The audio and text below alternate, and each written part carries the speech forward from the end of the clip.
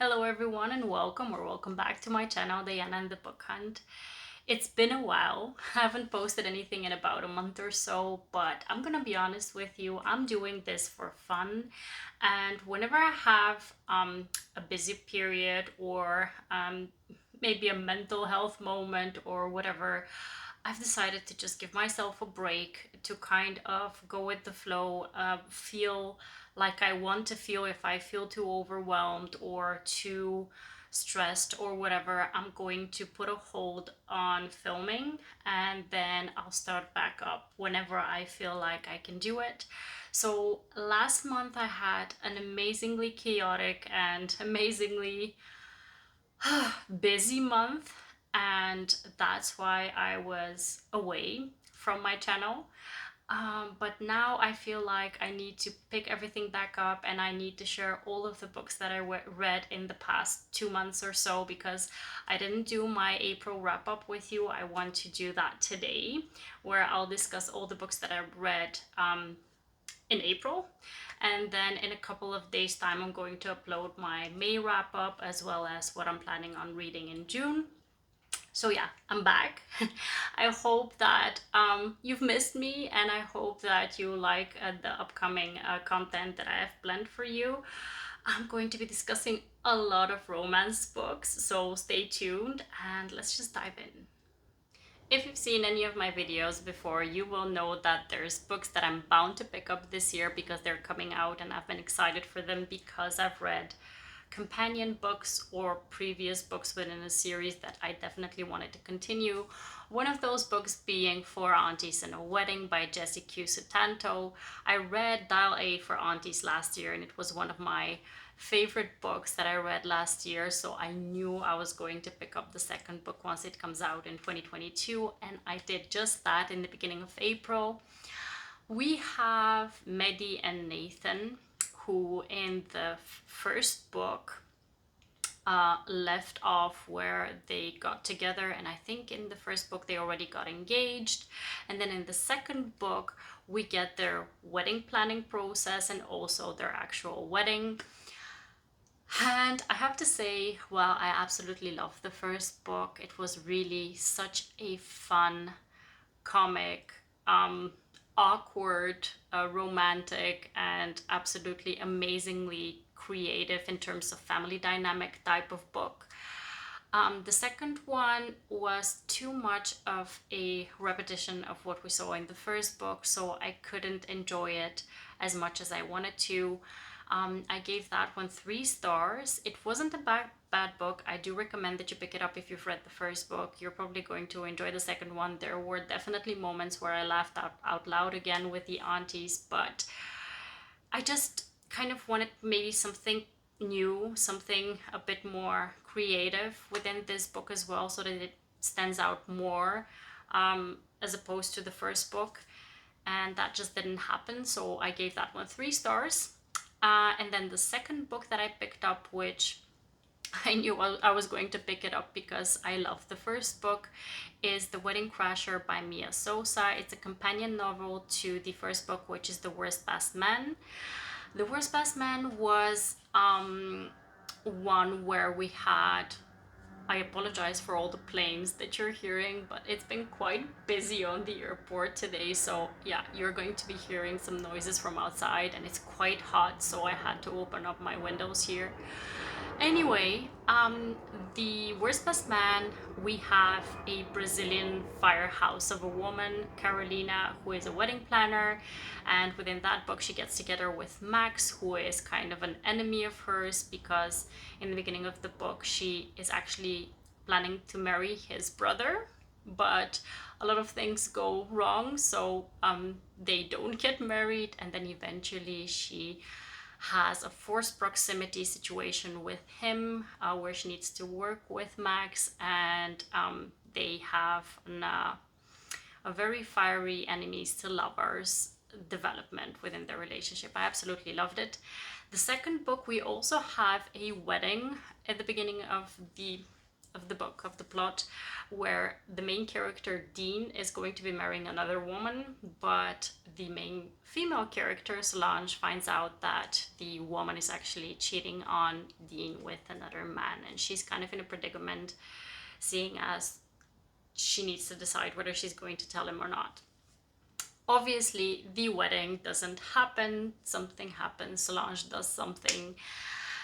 And if I remember correctly, Dean and Solange enter a fake dating relationship so that Solange can save her job. And then we kind of get a lot of situations where they need to be fake dating and they kind of get to know each other in the process.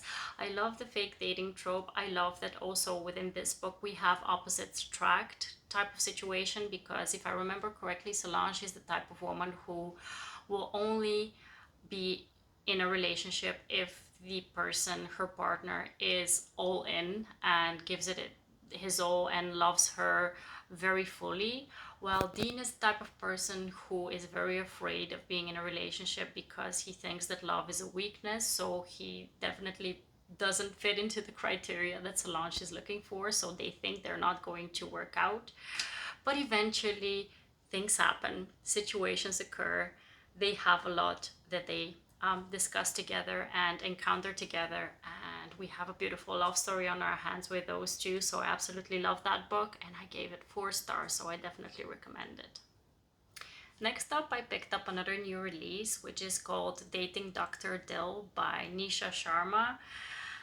I knew nothing about this book when I went in. I just saw that a lot of people were picking it up because it's a new release, and I was like, I'm not going to read anything about it. I think it's a rom-com type of book, and I just want to read something like lighthearted, so I picked that one up, and I was really, really pleasantly surprised. There's so many things going on within this book, but they really worked well together to create a very interesting and compelling story. We have the main female lead, who is called Karina. She is of Indian heritage and she's around 30. I think she's maybe 29 or 30, I'm not sure. She's in her 30s, and her family is pressuring her to get married because she's still single.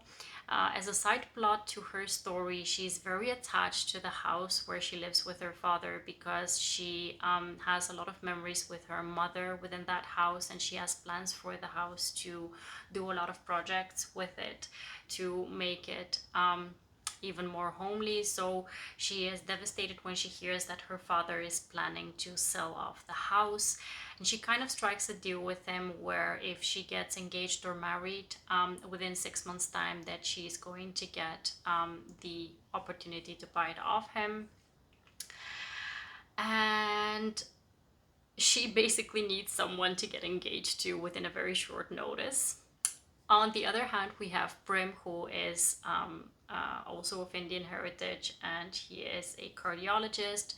He is dealing with different types of situations because he has lost his fiance or wife. I don't remember whether he was married to her or not, but he has lost her.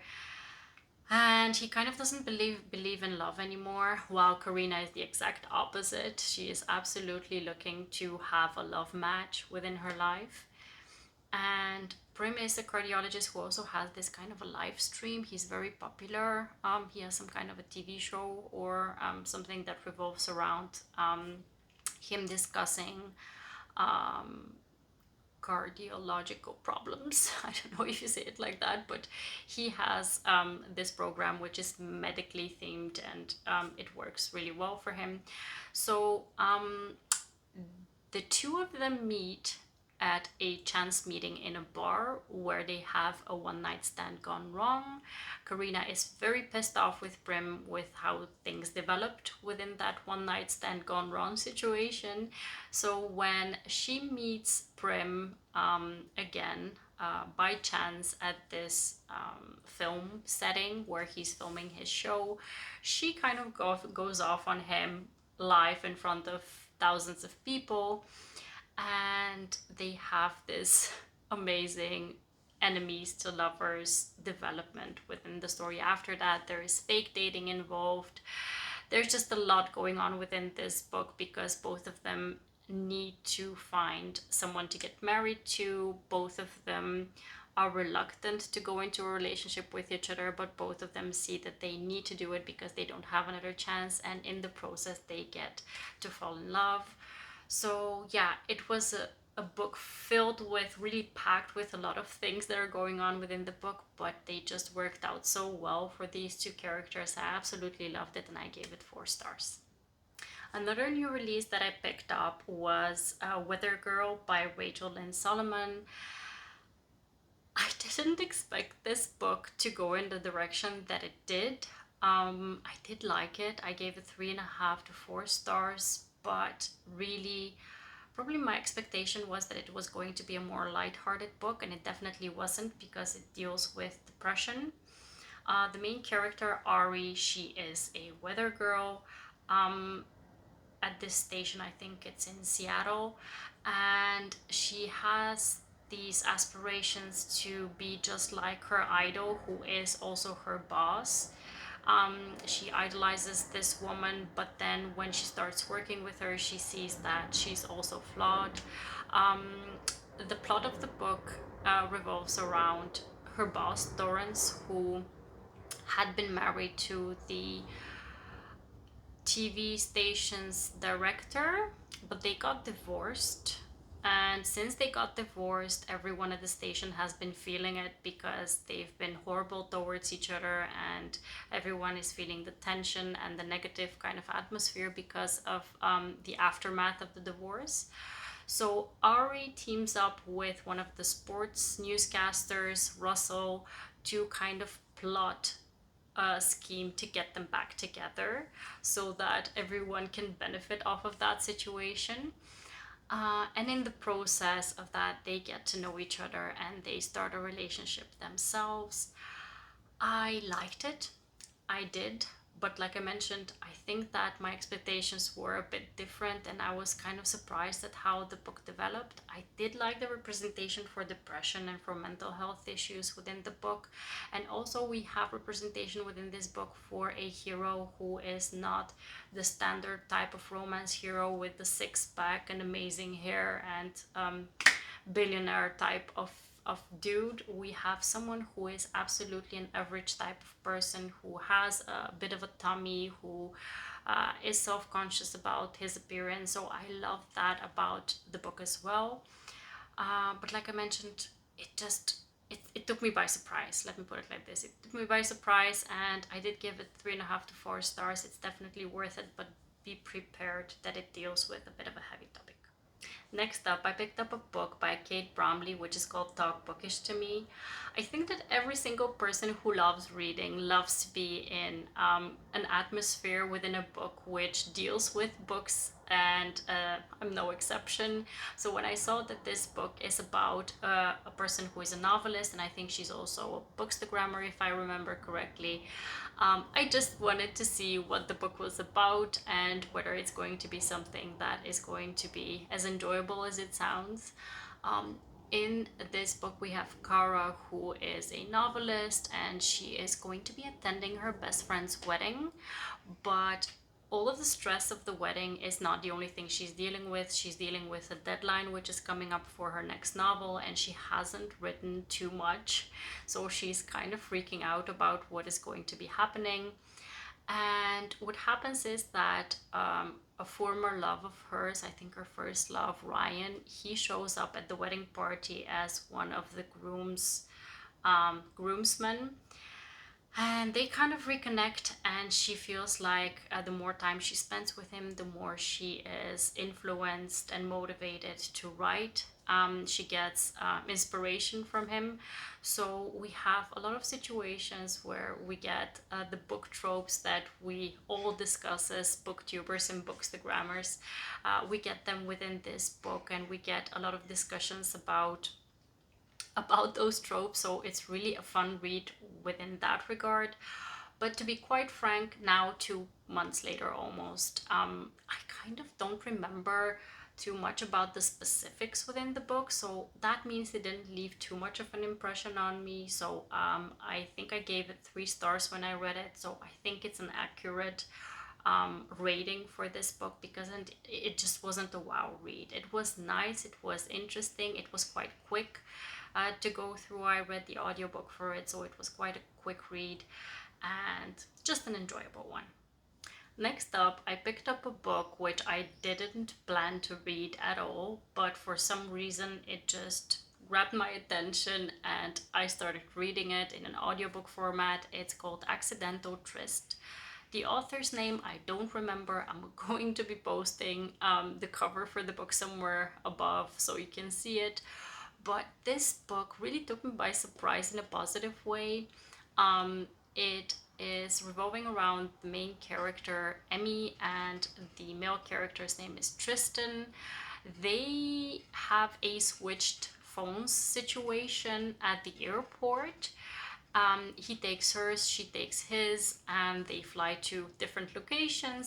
And when they find out that they've switched phones, there's just so much awkward, amazingly, how do you say it? Amazingly squirmy situations that go on, that you're bound to have a smile on your face when you read it. There's a lot of humor within the book, and the side characters within the book are amazing.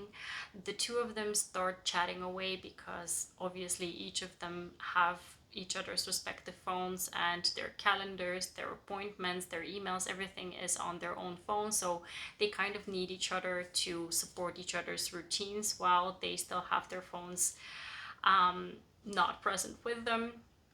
And we find out that Tristan is kind of this stuffy, kind of a businessman type of guy who is very busy, a bit standoffish and arrogant, while Emmy is kind of quirky with a sense of humor, and she is kind of down on her luck also within the book.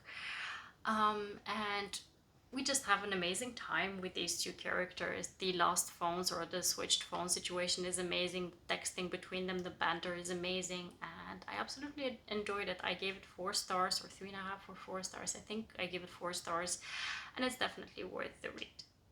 Alright, so now it's time to turn to all of the dark romances that I picked up in April. I promise you, I did not have the intention of reading this many forbidden, taboo, age gap, reverse harem, all kinds of dark romance themed books. It just so happened that I did. But yeah, I'm going to be going through them with you. The first one being Don't Kiss the Bride by Carian. This book made its round on BookTube. I think that a lot of booktubers have read it and have recommended it because it's absolutely amazing. I also loved it. I gave it 4 stars. It definitely deserves at least 4 stars in my opinion because it deals with an age gap romance in a very effective way. Not all age gap romances work in my opinion. In this situation it just worked out really well because there wasn't an instant attraction between them, but a very gradual progression of their relationship. We have an 18-year-old girl and a 30-something-year-old guy, I think 35-year-old guy, and they enter into this marriage of convenience because the guy wants to help the girl out because she's in a very tough predicament. The book also deals with an eating disorder for the girl, and it deals with it, I believe, in a very effective way because it's also a type of eating disorder which you don't come across it too often, so it's very interesting to read about. And yeah, I think that also the main character, the male main character, I think his name was Lucky, or his kind of um, his name was Jude, I think, and they call him Lucky. So Lucky was just such an amazingly understanding, and he was just such a good guy. And I love this type of characters where you don't need to be the alpha or the type of guy who is super overprotective or super just into a woman to show that you care about her. You can also just be a nice guy. So yeah, I just love that about the story. It was definitely a top shelf read for me, and I give it 4 stars, but I think it maybe deserves more, maybe 4.5 to 5 stars. I'm gonna rethink my rating on this one, and I'll probably need to reread it as well because it was definitely worth the read. Next up, I read two reverse harem books.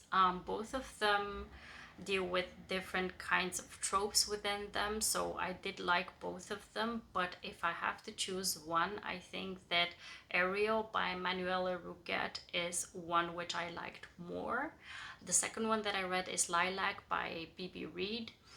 The first one, I think it's a debut novel for this author. I don't know if I pronounce her name correctly, but I also haven't seen that many people talk about it, so I hope that it gets some traction on here.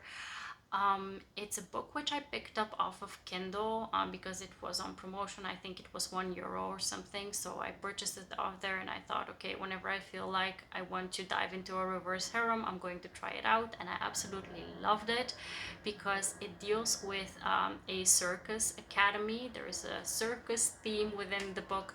We have acrobats, we have dancers within this book, we have an amazing trio of guys who are rooming with the main character. Her name is Fauve, I believe. I don't think I'm pronouncing the names within this book correctly because they're French. But yeah, it was just such an amazing time because the spice was on point. I mean, the steamy scenes within this book were just immaculate in my opinion. But then you also actually have a plot within the book. It's just not only steamy scenes and getting to see how the reverse harem will work out. We really have a plot within the book, which I absolutely loved. And there's actually a second book which I tried to start off, but Emily Henry's book Booklovers came out, so I kind of stopped when I picked up the second book. But I'm going to be picking it up definitely because I want to see how it's going to evolve. So yeah, I love the first one. I'm still holding on to read the second one.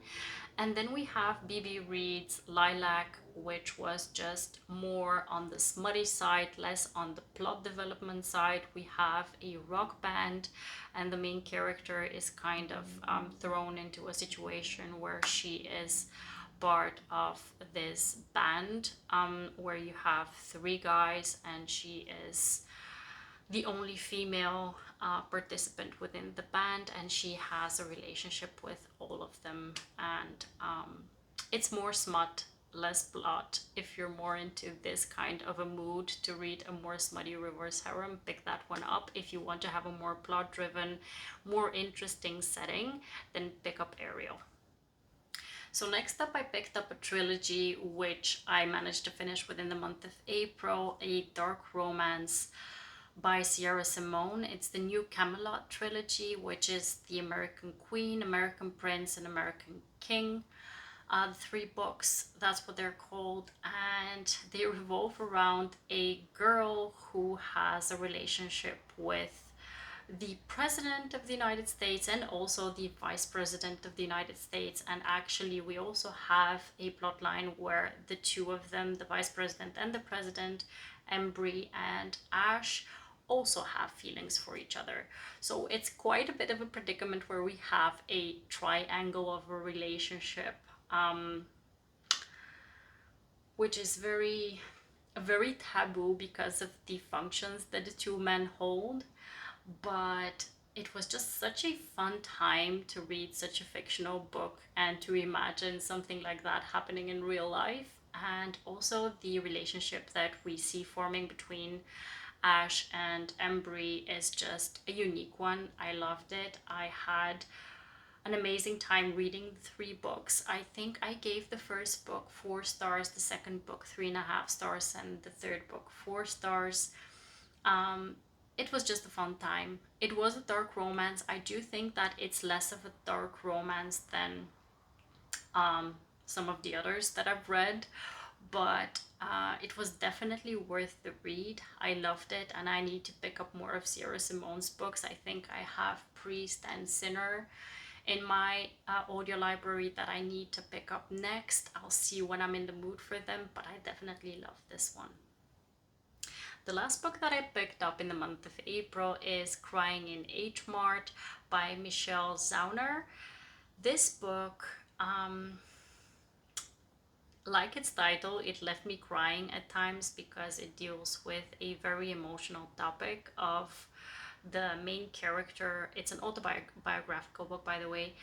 The main character who is going through a grieving process because she is dealing with her sick mother. Her mother has cancer, and also losing her mother as a consequence of the sickness that she has, and how she deals with reconnecting with her culture, with her background because of what she has lost, things that she took for granted when her mother was alive, and what she is missing now that she's gone.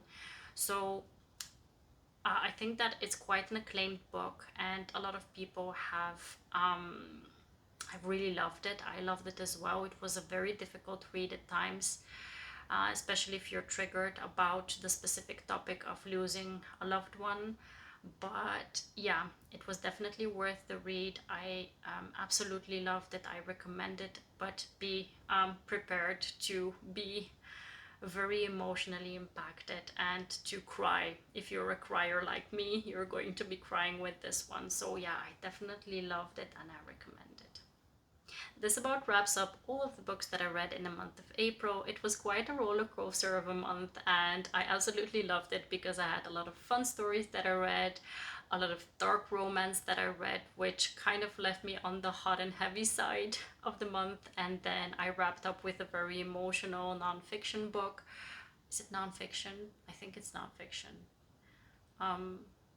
It's not written as a nonfiction, but I think it's nonfiction. Anyway, so I wrapped up a very turbulent kind of a month, and it was an amazing ride. I hope you liked all the books that I discussed, or at least that you were able to pick up recommendations for yourselves, or otherwise you can discuss with me whichever book you read that you absolutely loved as well. Leave your comments below, like my videos, subscribe to my channel if you haven't already, and also follow me on Instagram. I hope to see you in the next one. Have a wonderful, marvelous day. Happy reading. Take care.